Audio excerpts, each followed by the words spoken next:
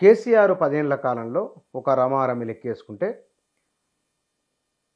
65-70 వేల కోట్లతో స్టార్ట్ అయిన బడ్జెట్ 1,15,000 కోట్లు, 1,70,000 కోట్లు, 2,00,000 10, 20, 30, 40, 50 కోట్ల వరకు తీసుకొని రాగలిగారు. 10 ఏళ్ల కాలంలో ఒక 10-11 లక్షల కోట్ల రూపాయల ఖర్చు అయింది. అప్పు 61,000 కోట్ల నుంచి 4.5 లక్షల కోట్ల వరకు వచ్చింది. మరి ఈ కాంగ్రెస్ గవర్నమెంట్ 5 ఏళ్ళు ఉంటే కనుక మరింకో 4 లక్షల కోట్లు కాదు ఇంత చూస్తే అప్పు పెరుగుతుంది కదా. లేదు, ఇప్పుడు అప్పులు ఇచ్చేటోళ్ళు కూడా మన జీడిపి రేషియోకు 20% మించి ఇవ్వరు. నీ జీడిపి రేషియో ఎంత ఉంది, రిజర్వ్ బ్యాంక్ కాన్స్టాంట్గా అసెట్ చేస్తుంది. ఇప్పుడు కేసీఆర్ తెచ్చింది కూడా ఈ జీడిపి రేషియో విదిన్ ది పర్వ్యూనే తెచ్చాడు. సో అయితే వచ్చే ఆదాయంలో నేను అనుకునేది నెక్స్ట్ ఈ బడ్జెట్లో ఫిబ్రవరిలో కాంగ్రెస్ పెట్టే బడ్జెట్లో 3,50,000 పైన మన బడ్జెట్ పోద్ది. ఇక జీడిపి బెటర్గా ఉంది కనుక ఈ బడ్జెట్ దీన్ని ప్రాపర్గా అలొకేట్ చేసుకొని మళ్ళీ దానికి కరస్పాండింగ్ రేంజ్లో అప్పులు తెచ్చుకునే అవకాశం ఉంటుంది. ప్రపంచంలో ఎప్పుడు ఏ స్టేట్ కూడా అప్పులతో ధ్వంసం కాలే, ఏ రాజ్యం కూడా. ఈవెన్ ఇంటర్నేషనల్ మానిటరీ ఫండ్ అప్పులు తెచ్చినా కూడా అప్పులతో అది కూలిపోలే. డెమోక్రటిక్ సిస్టంలో వీళ్ళు ప్రాపర్గా దీన్ని అసెస్ చేయకపోతే నెక్స్ట్ 5 ఏళ్లలో వాళ్ళు వచ్చి వీళ్ళు సరిగా చేయలేదు కనుక మేము ప్రాపర్గా చేస్తామని టేక్ ఓవర్ చేస్తారు, కొత్త వాళ్ళు ఎవరో వస్తారు, రైట్. కనుక అప్పులది పెద్ద డిస్కషన్ వరి అనేది కరెక్ట్గా. కేసీఆర్ ప్రభుత్వం కూడా 20% జీడిపి రేంజ్ కంటే ఎక్కువ చేయలేదు. అంటే కేసీఆర్ అప్పుడు కూడా పెద్దగా పట్టించుకోవాల్సిన అవసరం లేదు, అంతే కదా మీరనేది. ఆ అప్పులు ఉన్నాయి, అప్పులు వాళ్ళు మ్యాక్సిమం రేంజ్లో చేయగలిగేంత చేశారు. ఇప్పుడు మన జీడిపి రేట్ పెరుగుతున్న కొద్దీ రేపు బడ్జెట్ 3,50,000 crores అట్లా పెడతారనుకో. పెట్టినప్పుడు దాని యాక్చువల్ రెవెన్యూ ఎంత జమ అవుతుంది, ఎక్స్పెండిచర్ ఎంత అవుతుంది వర్కౌట్ చేసుకున్నప్పుడు వెల్ఫేర్ స్కీమ్లకు ఎంత పోతుంది, డెవలప్మెంటల్ ప్రాజెక్టులకు ఎంత పోద్ది అనేది కొన్ని ఈ అప్పులు తెచ్చి పెట్టినవి స్థిరాస్తులు ఉన్నాయి. ఏంటి వీళ్ళు కట్టిన ప్రాజెక్టులు అవి కొంత లోపాలు దాంట్లో ఉన్నా కూడా ప్రాజెక్టులు ఫిజికల్గా ఉన్నాయి, అవన్నీ మళ్ళా కట్టాల్సిన అవసరం. ఇప్పుడు కొత్త ఏమన్నా వీళ్ళు ఫుల్ఫిల్ చేయని ఉంటే వాటిని మళ్ళీ కట్టుకోవాలి. రోడ్లు ఉన్నాయి, ఆల్రెడీ వేసి ఉన్నాయి, వాటిని రెగ్యులర్గా మెయింటైన్ చేసుకోవాలి. స్కూల్ ఇన్ఫ్రాస్ట్రక్చరు, టీచర్లు, ఎంప్లాయ్మెంట్. కాంగ్రెస్ గవర్నమెంట్కి ఎక్కడ స్ట్రెస్ బాగా వస్తుంది అంటే వాళ్ళు ఇప్పుడు 2 లక్షల ఉద్యోగాలు నింపుతామంటున్నారు. కేసీఆర్ ప్రభుత్వం ఉద్యోగాలు నింపకుండా డెలిబరేట్గా పేపర్ లీక్ చేసే పేరుతో, క్యాన్సిల్ చేసే పేరుతో ఎందుకు చేసిందంటే ఇవన్నీ ఇస్తూ జీతాలు ఇవ్వలేమని ఉద్యోగాలు నింపకుండా ఉన్నారు. ఇది డెలిబరేట్గా జరిగిందంటారు? డెలిబరేట్గానే చేశారు. లేకపోతే స్టేట్ పబ్లిక్ సర్వీస్ కమిషన్ 2 సార్లు గ్రూప్ 1 క్యాన్సిల్ చేయదు, ఆ స్కోపే లేదు. పేపర్ లీక్ కాదు అది, బహుశా ఆ చైర్మన్కు ఇది ఎట్లో ఒకట్లా నువ్వు ఓవర్కమ్గా రిక్రూట్మెంట్ జరగనీయక అని చెప్తే ఏదో ఒకటి చేసి ఉండాలి. అవునా? లేకపోతే అట్లా జరిగే స్కోపే లేదు, ఎక్కడ జరగదు అది దేశంలో. 2 గ్రూప్ 1 ఎగ్జామినేషన్లు పెట్టి ఎగ్జామినేషన్లు క్యాన్సిల్ చేసేది ఎక్కడ ఉండదు. గ్రూప్ 2 పెట్టి, అది కూడా కేసీఆర్ ప్రెస్ కాన్ఫరెన్స్లో 1.5 సంవత్సరాల ముందు చెప్పిండు మేము క్యాలెండర్ ఇచ్చి జాబులు నింపుతామని. అయినా కూడా జాబులు నింపలే. ఎందుకు?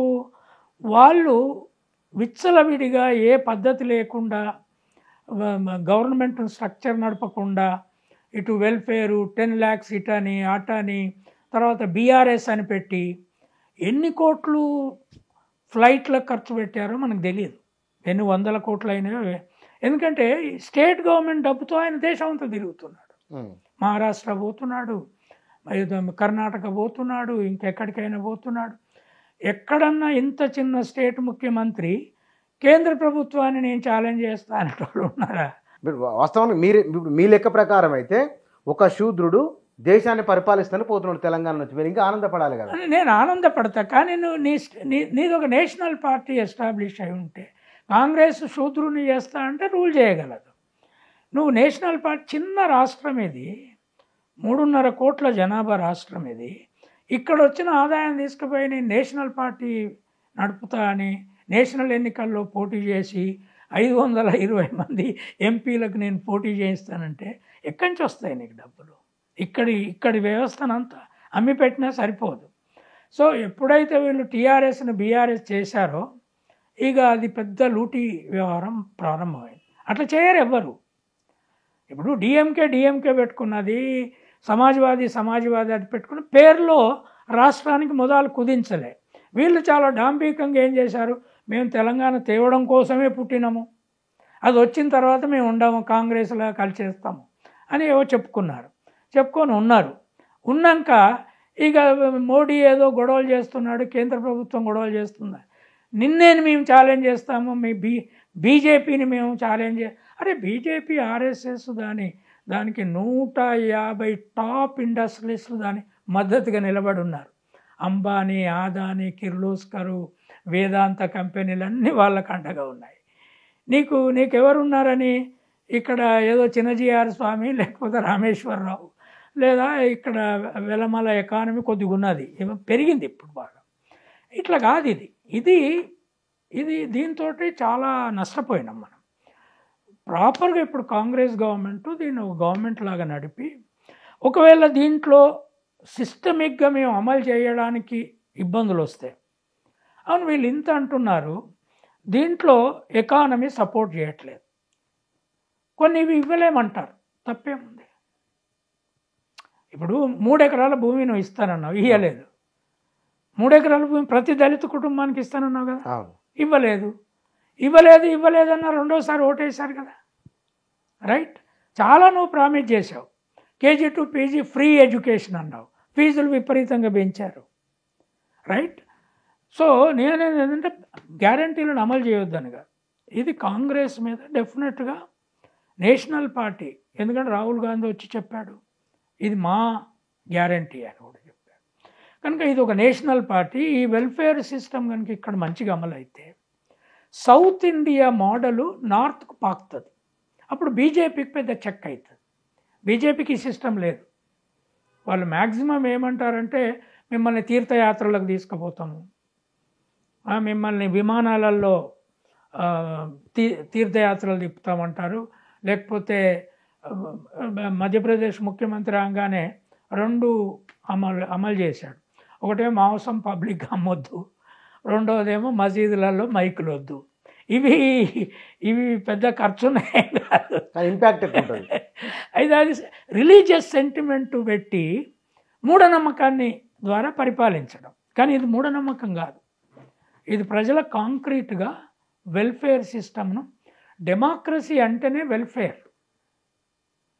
ఇప్పుడు లండన్లో, ఇంగ్లాండ్లో మెడికల్ సిస్టంలో మా అన్న పిల్లలు ఉన్నారు, మీరు ఎవ్వరూ ఇంటి వాళ్ళు సాయం చేయాల్సిన అవసరం లేదు. రోగం వస్తే జస్ట్ ఫోన్ చేసి చెప్తే చాలు, అంబులెన్స్ తీసుకుపోతే వాళ్ళే బాగు చేస్తారు, మళ్ళీ ఇంట్లో పెడతారు.